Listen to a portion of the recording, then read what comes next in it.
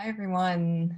So, video here to review the group work you did on the WHO article from your group homepages. But first, I'd like to just walk through a few of the announcements I posted on our Canvas homepage. So, the first is just a clarification of the groups. So, our weekly meeting groups are formed based on your responses to the availability survey. And so those groups will stay the same throughout the semester unless your availability changes, right? So those are just kind of a weekly check-in, face-to-face meeting to go over, parts of articles that we're working on or questions about the essays, whatever you would like to go over in that particular time. Okay, so those weekly group meetings, um, so those groups are different from the groups you're going to be in when you work on Google Docs, right? So when we're processing a reading, prepping for the quizzes, so those groups will change about once every unit. So in other words, we're in one unit now, right? So it's Gladwell, who we're going to put them together and we're going to draft an essay, and then we'll move on and repeat that process a few more times. So just the distinction, right? So, make sure that you double check to see which group you're in for your weekly meeting. And if you click these links, then the Zoom information comes up. Okay, and that information also is available under course resources on our homepage. Okay, we come back to announcements. The second one I wanted to check in with you about is the Writing Center is now open for registration. So I strongly recommend everybody register for this service. You meet with a tutor once a week and you're able to go over anything from the course, right? So certainly you can go over rough drafts of essays, but you can also just go over texts that you're finding challenging, maybe some of the reading questions, those post-reading questions we do for our annotation exercises and hypothesis. Um, so, you know, any of that you can bring to your tutoring session.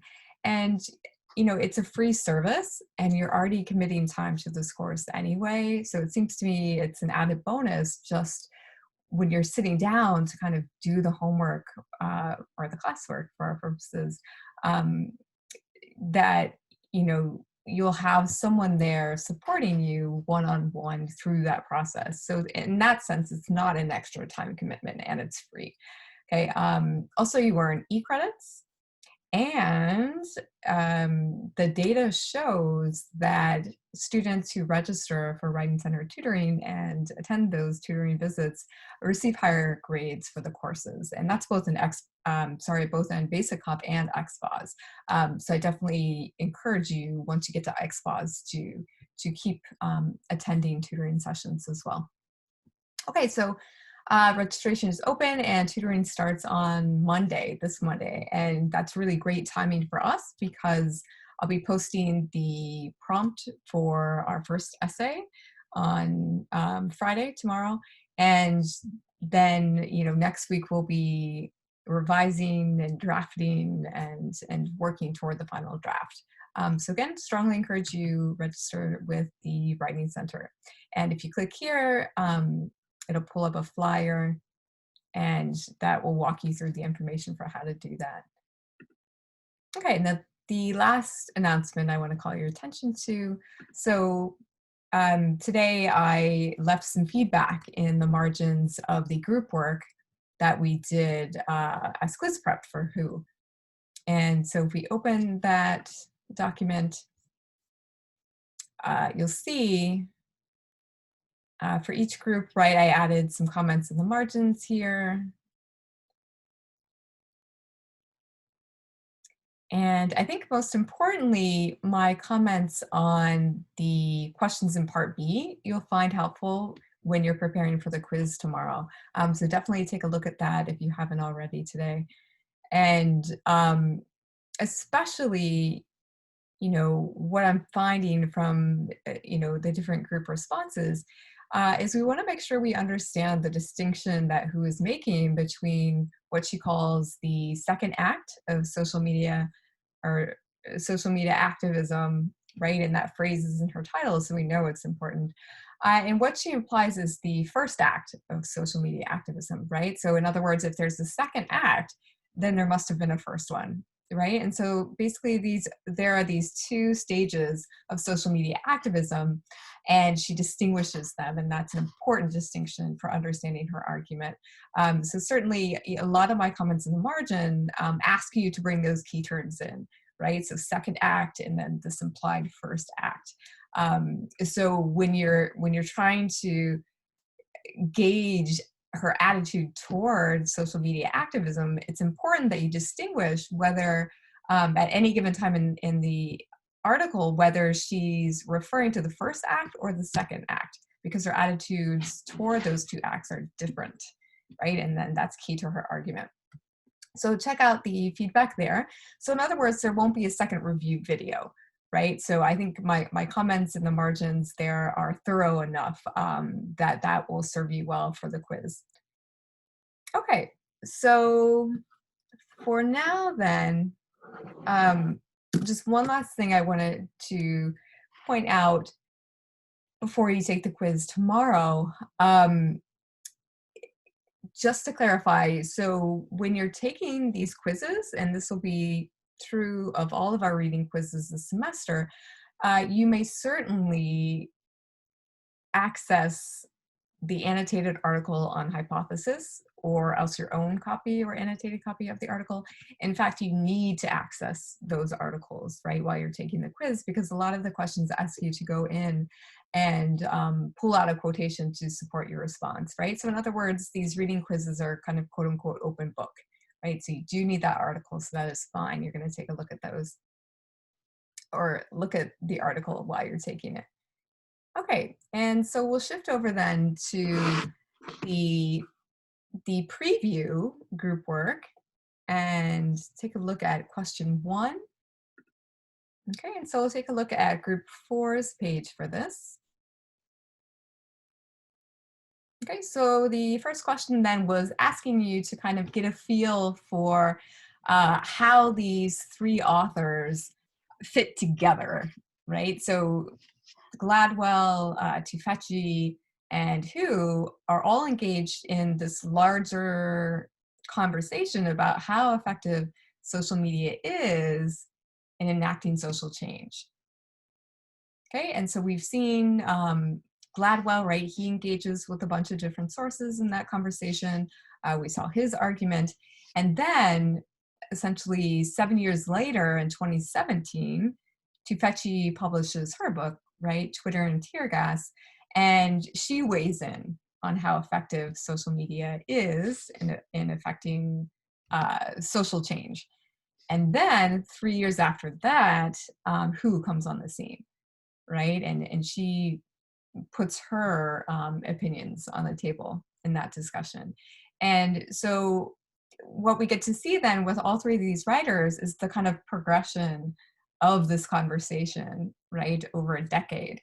So by the time then Hu was publishing in 2020 in August, right, just a month ago, Gladwell's article by then is 10 years old, right, which in the life of social media and technology is a long time. So we want to think about how does Hu allow us to kind of see what has changed about social media activism, and then where does Tufekci fit, right, within that conversation and those changes. Okay, so question 3, we'll come over to group 3. So question 2, does Hu consider Tufekci to be among those skeptical of the internet's ability to mediate a movement? And how can you tell? Okay, so if we come back up to this paragraph, and this paragraph shows up again in our quiz prep, right, that Google Doc. And so I've left a good number of annotations on that paragraph. So definitely look through those as well. This is a really key paragraph in the essay. One reason for that is because at the end we get Hu's thesis statement, right? So this idea that plenty of work remains So in other words, social media activism, in the year 2020 is not perfect. There's a lot of work to be done to make it better. But that the link between activism, the internet, and material action seems to have deepened, right? So her argument is the sense that these three things, the relationships, the links between them have deepened, right? Um, and so we want to think about, um, what is she saying there then? Um, or in other words, how is she answering the question she poses in her title? And we'll look at that question in a few minutes. Okay, so does who consider Tufekci someone who thinks critically about social media. Okay, so if we start from the top of the paragraph, so Twitter and tear gas remains trenchant about how social media can and cannot enact reform. So in other words, again, this is Tufekci's book, and so here who is summarizing it. And so she's telling us that Tufekci examines both how social media can and cannot enact reform, right? And so in other words, what the positives of social media are in relation to social activism and what its negatives are, right?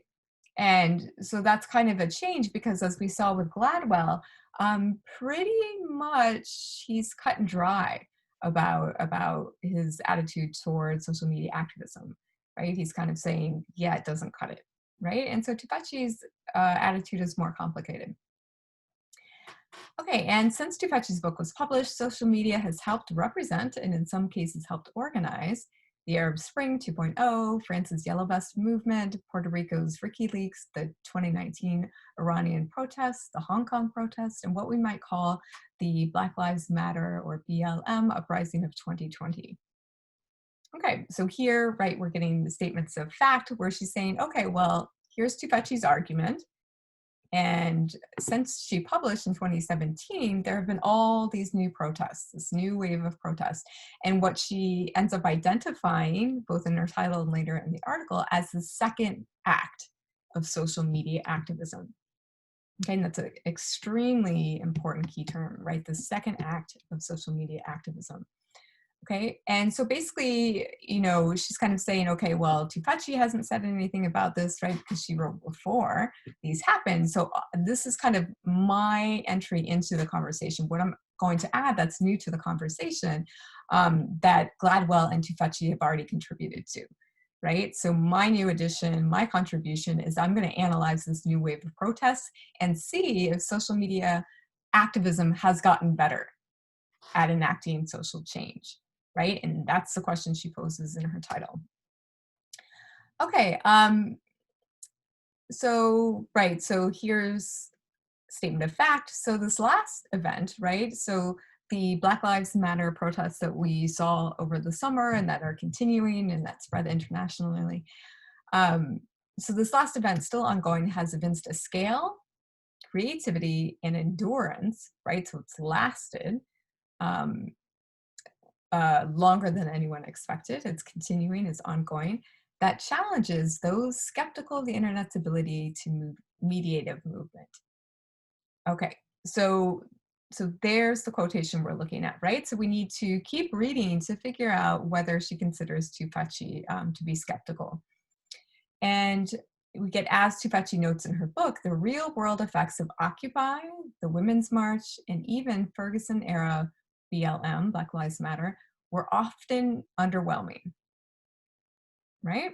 And so remember, Tufekci, right? So she talks about how social media can and cannot enact reform. Okay, so in other words, Tufekci is critical about the effects that these protests created, right? Occupy, the Women's March, and Ferguson era Black Lives Matter.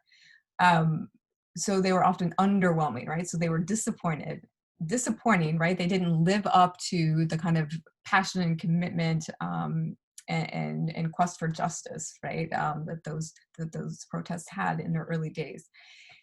And so here, what we want to take note of is that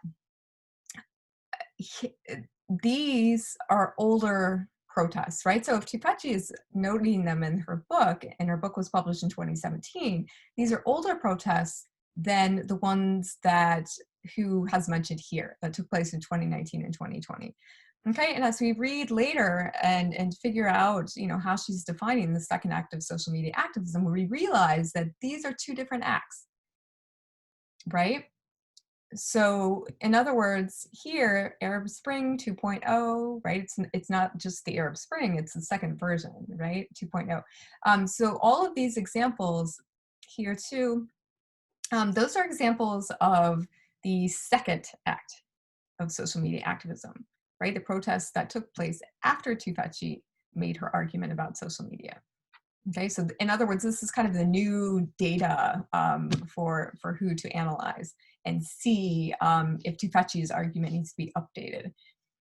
Okay, and then these, right, as Tufekci notes in her book, the protests that she covers in her 2017 book are older protests: Occupy, Women's March, Ferguson era, Black Lives Matter. So in a way, again, if she's saying there has been a second act or of social media activism, then she's implying that there must have been a first act, right? And so this first act of social media activism were these older protests that Tufekci covers in her book, right? So really one thing to make sure of so that you perform well on the quiz tomorrow is knowing that distinction, right? And being aware at any given time in the article, as I mentioned earlier, whether WHO or her sources are referring to first act or second act social activism.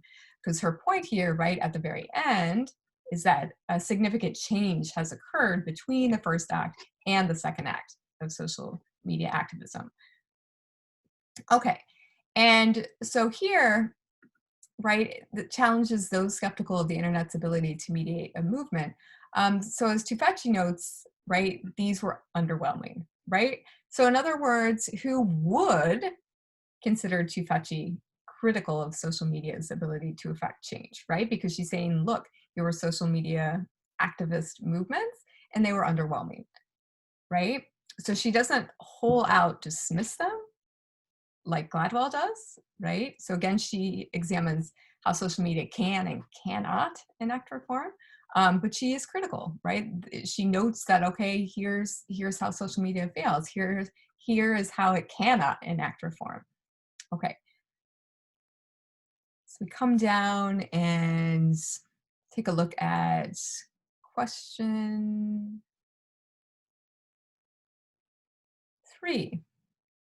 Okay, so here we shift over to group 1 with question 3. So who writes, as Tufekci notes in her book, the sentence we just looked at, the real world effects of Occupy, the Women's March, and even Ferguson era BLM were often underwhelming. So is who agreeing or disagreeing with Tufekci here that these movements were often overwhelming, and how can you tell? Okay, so the response here, who is agreeing with the statements made by Tufekci? Yes. So I can tell because first she states that as Tufekci notes, meaning she's agreeing with what she says. Well, and that, so basically the phrase as Tufekci notes, right, is signaling to us, okay, what is going to come after this phrase is a representation of Tufekci's notes.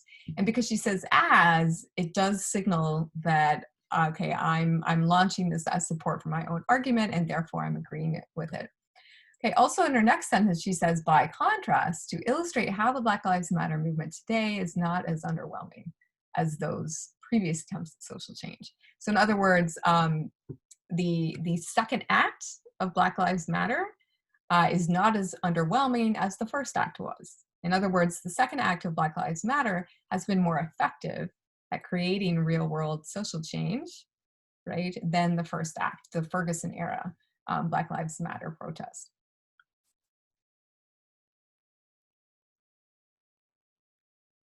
Okay. And so by contrast, since George Floyd's death, right, and so George Floyd, right, as his death as kind of the trigger to initiate the second act of Black Lives Matter protests, right? So Black Lives Matter at that point was an older organization, right? So it was new in when there were the Ferguson protests, right? When Michael Brown was shot and killed, and it's taken up new life, a second act with George Floyd's death over the summer. Okay, and so she's saying, right, so Tufekci thinks social media activism was underwhelming. However, right, this new wave, the second act is not, is at least, right, not as underwhelming, right? So it seems to have improved. And so that sets up our thesis statement. So plenty of work remains. So it's not perfect, right? The second act of social media activism isn't perfect, but the link between activism and the internet, or the role of the internet in kind of mediating and organizing protests that takes place on the ground as well as virtually, and material action, right? So material action meaning people out on the street, and also you know, changes in government, right? So she lists government and policy, right? So she lists all these examples of material consequences of these protests, right? So since George Floyd's death, okay, so right, cities have cut money, right? A lot of money from police budgets. School districts have severed their ties with police, right? So in other words, the second act of social media protest movements have enacted um, significant governmental and policy changes. Okay, and then so she's framing the rest of the article. This is the end of her introduction. So what's changed, right? So in other words, the second act of social media activism is more effective than the first act.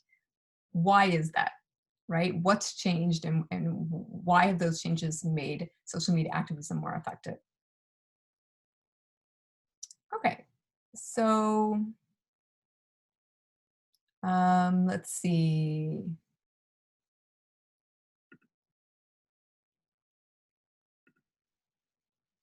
Okay, and with the last question, so we basically already touched on that. So how does Who distinguish her argument from Tufekci's, and in this conversation that also includes Gladwell, and we'll talk more about that. Um, so what's new, again, that she's contributing to the conversation is this analysis of the second act of social media activism, right? So Tufekci wrote before that happened, Gladwell wrote before that happened, and so that's her particular project and her addition to the conversation. Okay, so now time for a few questions to wrap up the video and send you off to take the quiz tomorrow. So question 1 here. So what does Who consider to be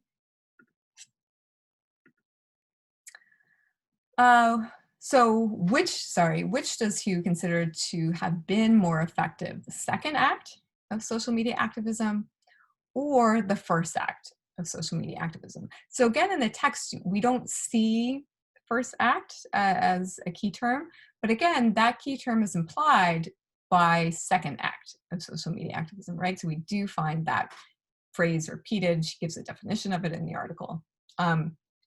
So question 1 is, which act does Who consider to have been more effective? First act of social media activism or second? Okay, so pause and let me respond. And now for our second question.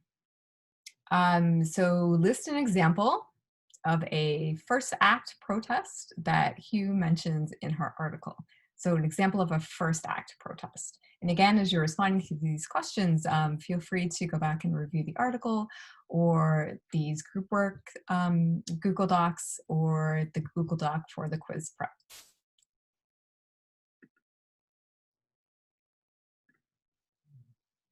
And our third question, list an example of a second act protest that Who mentions in her article.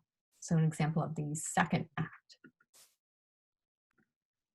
And the last question, so just to make sure that this clarification has indeed been made clear enough for all of us. So are you allowed to use the article, Whose article, while you are taking the reading quiz?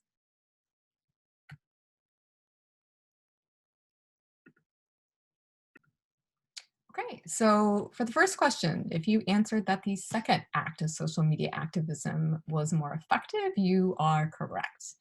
And we see that in her thesis statement. So plenty of work remains, but the link between activism, internet, material action seems to have deepened. And once those connections have deepened, she lays this out more fully in the rest of the article. Once those connections have deepened, that has made second act social media activism more effective.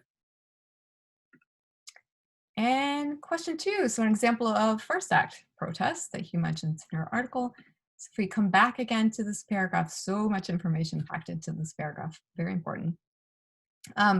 So here, right, as Tufekci notes, then she lists these protests. So these were examples of first act social media activism, right? So you could say Occupy, the Women's March, and Ferguson era Black Lives Matter, as distinct from George Floyd era Black Lives Matter, right? So those two stages or two acts of Black Lives Matter, those are important, that distinction. Right, and for the next question, then an example of the second act of social media activism, you have all of these here, right? So these are the new, most recent examples of social media activism, and these are the ones that Tufekci doesn't cover in her book. They're the new cases that WHO wants to analyze. And lastly, are you allowed to use the article while you are taking the reading quiz? Absolutely, right? In fact, you need to. So in order to bring in those quotations to support your responses, you'll have to go back to the article. And by the way, so with the quiz questions, so when you see parentheses with a number, I'm telling you what page of the article you can find that quotation or reference from the question on, right? So in other words, that can help speed up your quiz taking time, right? So if I'm telling you, okay, well, this is on page 2, then you go to page 2 and you find it, right? And you review. Okay, just a last thing to emphasize before I let you go. So when,